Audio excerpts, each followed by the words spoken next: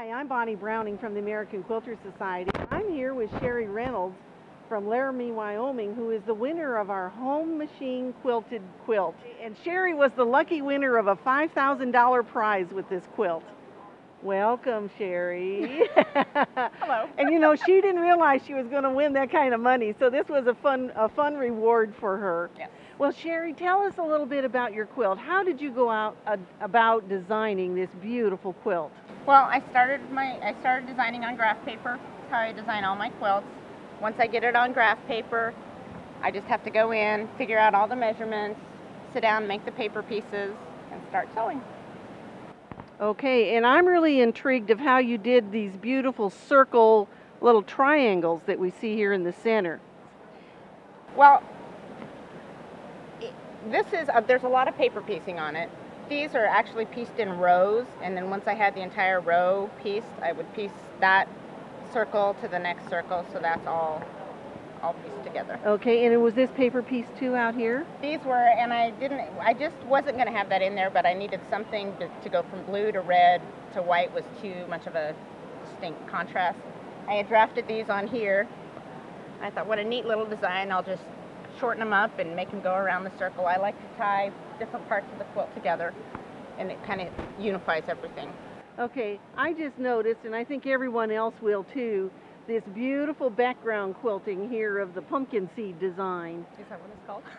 Yes.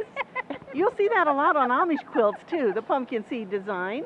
And so I'm intrigued to know how you handled it doing that little tiny design as you were quilting. Well, anytime you're doing I quilt on a Bernina 1001, 20 years old, nothing fancy, but anytime you're quilting, you're only quilting half of the quilt.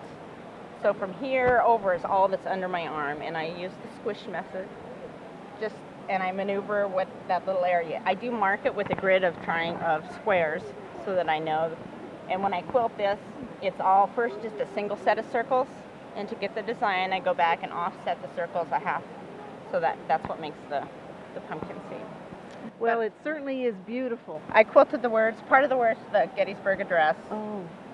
The Gettysburg Address goes here, and instead of 7 years ago, I said 235 years ago, our fathers brought forth on this continent. This is the preamble to the Constitution. Down here is the Declaration of Independence, part of it, the pursuit of life, liberty, and happiness. Then I drafted 13 points on the blue points and the red triangles for the original 13 colonies. This ring of 50 stars represents the 50 states. And for the crystals, there's 5,121 crystals. 4,543 stand for the words of the original Constitution, 312 for the Star-Spangled Banner, 31 for the Pledge of Allegiance, and 235 for the age of the country. And you can't see it, but on the hanging sleeve, I quilted the words to Lee Greenwood's "I'm Proud to Be an American," because it's my favorite song. You know, I think people are going to be very impressed at all of the detail you incorporated into this one quilt. I'm a detailed person. Okay, now you know the one question everybody wants to know the answer to is how long did it take you to make this? From drafting it on graph paper to sewing on the binding was about 9 months. 9 months. Well, you certainly did a great job, and congratulations again. Thank you. Now, you too can enter this contest. The rules for 2013 are now available at the AQS website.